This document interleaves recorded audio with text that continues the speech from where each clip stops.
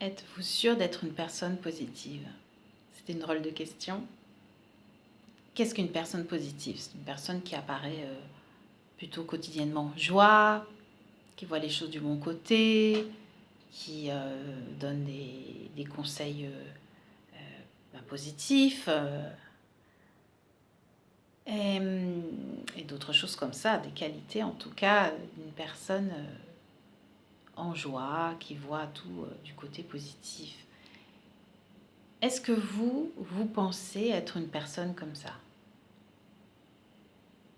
Je reçois lors des consultations, et j'ai moi-même expérimenté ça, on peut paraître une personne positive, on peut être une personne positive, d'accord, mais je vois à quel point se cache derrière ce blabla, que j'ai envie d'appeler, ce blabla interne négatif. Quand je reçois des personnes qui ont toutes besoin d'une aide, qu'elle soit physique, enfin, le physique transmet toujours une partie émotionnelle,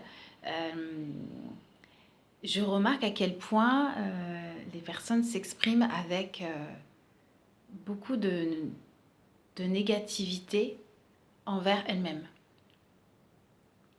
Et je n'ai de cesse de les aider à corriger ce blabla interne.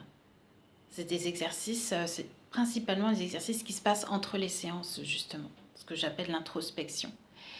Et je voudrais que vous vous questionnez aujourd'hui, même sur les jours qui suivent. Alors le mieux reste toujours, je le dis à chaque fois, c'est pour ça que je remets un petit carnet entre les séances, c'est d'écrire en fait. Donc là on va parler du blabla intérieur. De ce que vous exprimez, toujours, voilà, dès qu'il y a une négation qui arrive, elle est à propos de quoi? Vous allez voir, c'est très particulier parce qu'on ne fait pas attention, mais si vous commencez à noter donc ce blabla intérieur, ces négations, ces choses négatives que vous vous dites sur un carnet pour toute une semaine, vous allez être assez stupéfait de voir en fait à quel point vous vous dites des choses négatives. Peut-être pas, je m'adresse à... Faites le test et vous verrez. La difficulté, c'est se dire des phrases négatives, c'est se rajouter de la difficulté dans la vie. Ce que vous dites, ce que vous pensez, le cerveau l'enregistre, donc ça finit par faire une boucle et il est difficile de s'en sortir. Mais l'une des premières choses que vous pouvez faire, c'est déjà l'observer, vous rendre compte que...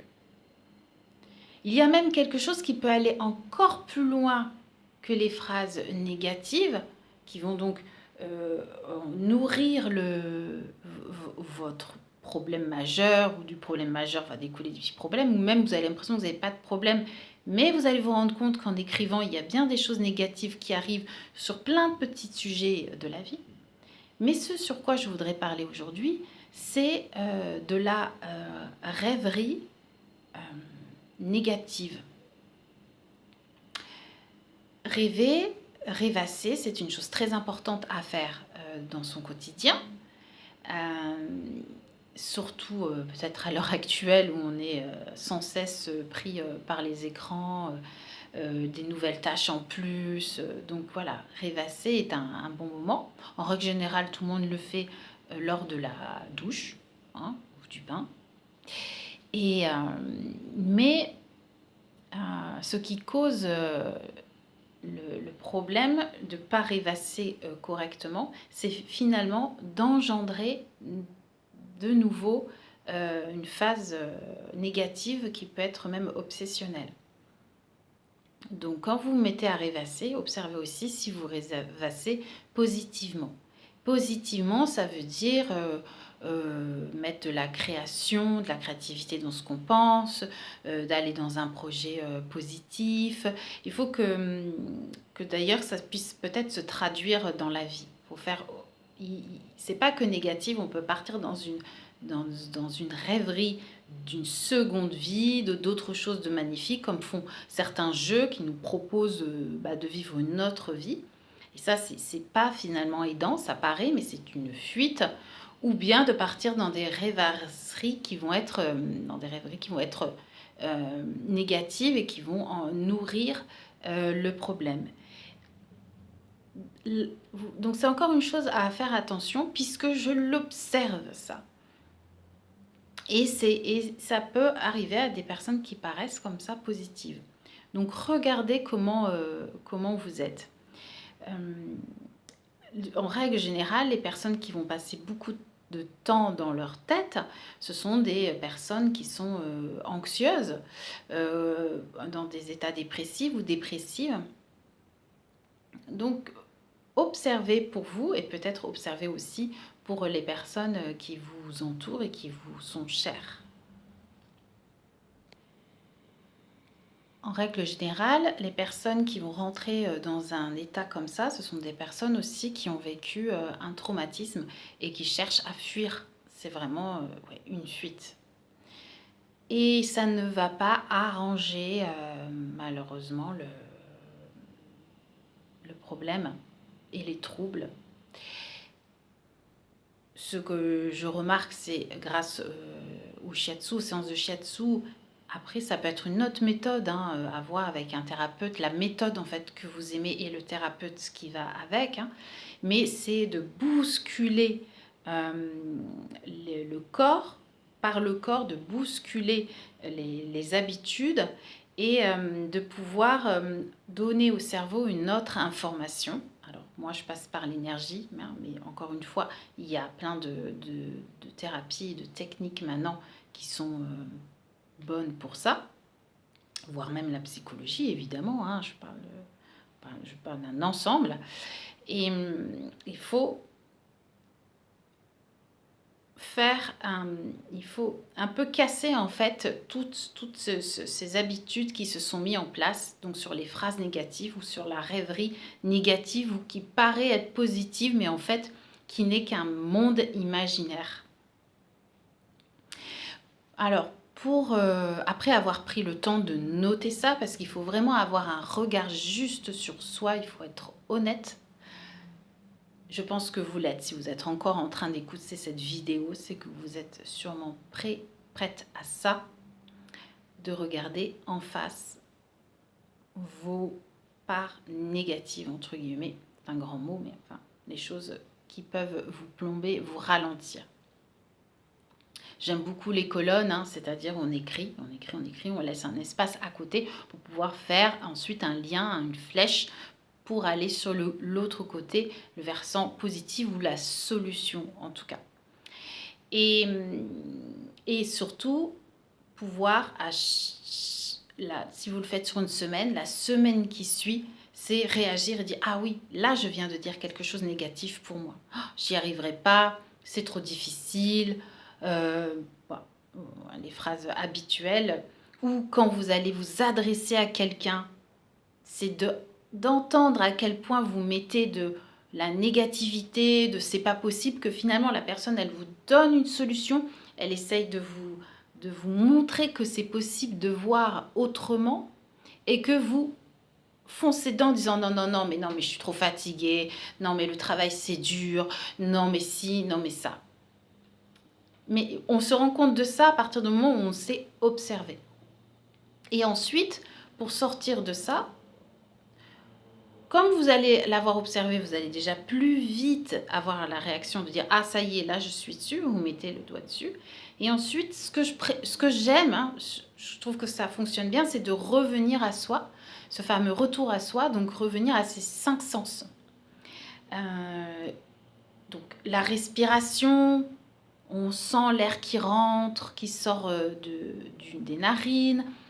On peut très bien se faire un petit automassage à ce moment-là pour revenir à soi, là, au réel. On peut sentir des huiles essentielles.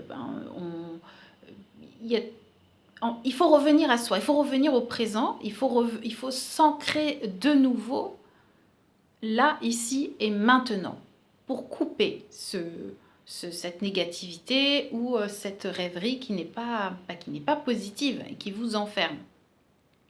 Vous pouvez aussi utiliser une phrase qui est très agréable, qui va être: vous respirez, vous tenez la respiration et vous dites: je libère et je lâche ma rêverie non positive ou quelque chose comme ça, et vous expirez. C'est je libère et je lâche. Vous avez un petit mot-clé comme ça. Je libère et je lâche ma négativité du moment. Et vous soufflez. Je libère et je lâche. C'est quelque chose de positif que vous allez amener à votre cerveau.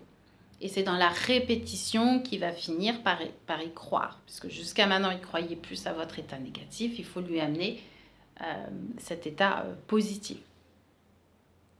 S'ancrer après, ben voilà, s'ancrer, vous pouvez aller beaucoup plus loin. Hein. Si vous faites déjà je sais pas, du pilates, du qigong, du yoga, aussi vous pouvez vous servir de ça. Vous prenez un exercice que vous aimez beaucoup, qui est facile à faire, et hop, vous le mettez dans votre corps. Il faut revenir à votre corps, il faut revenir voilà, au présent, au réel. Et hop, derrière ça, vous dites, allez, je transforme ce que je viens de dire.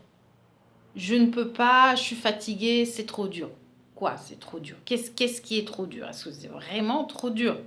Encore une fois, il ne faut pas viser le sommet de la montagne. Hein. On y va pas à pas.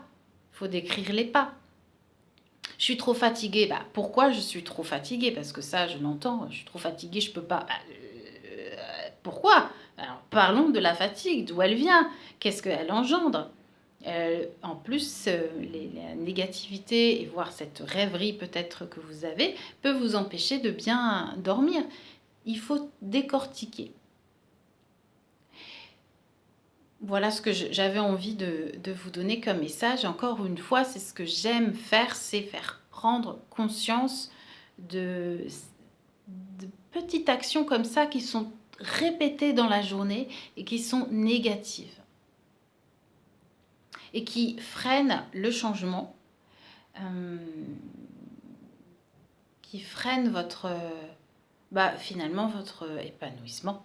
Hein, je pense que c'est le bon mot.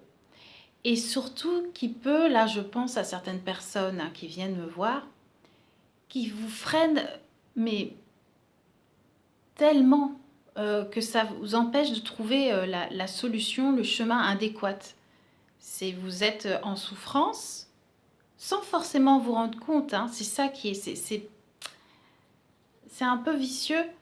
Et il suffirait de faire exactement la même chose de l'autre côté pour avoir toutes les solutions et toute la force, le potentiel pour les réaliser. Vous prenez du temps à rêvasser,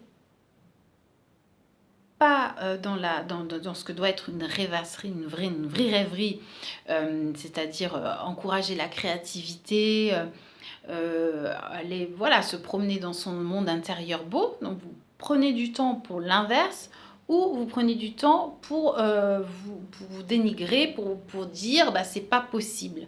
Vous pouvez prendre tout à fait la même énergie et le même temps pour faire l'inverse. C'est vraiment ça mon invitation pour vous. Réfléchissez à ces petites choses tous les jours. Vous les écrivez et vous faites votre bilan et les solutions à côté. Et vous pouvez vous dire, voilà, seul je ne vais pas y arriver. Vous consultez. Vous vous faites aider. C'est pas forcément long en plus. Donc, allez-y. Si vous voulez m'écrire un mot, n'hésitez pas. Je répondrai dès que j'en aurai connaissance. Je vous souhaite une bonne journée ou une bonne soirée selon l'heure à laquelle vous écoutez. Et pour ceux qui me découvrent, je suis Amandine d'Instant Zen, praticienne de Shiatsu et Qigong, santé, beauté et prévention.